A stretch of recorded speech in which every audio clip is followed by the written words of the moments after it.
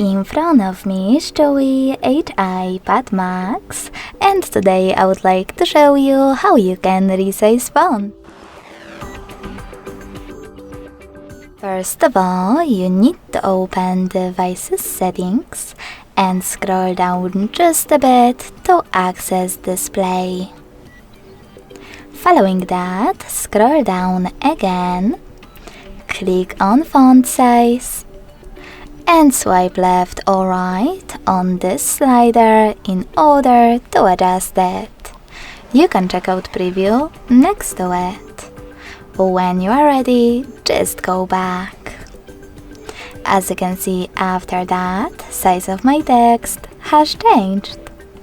Thanks so much for watching. If you enjoyed this video, don't forget to leave a like, comment, and subscribe. Bye!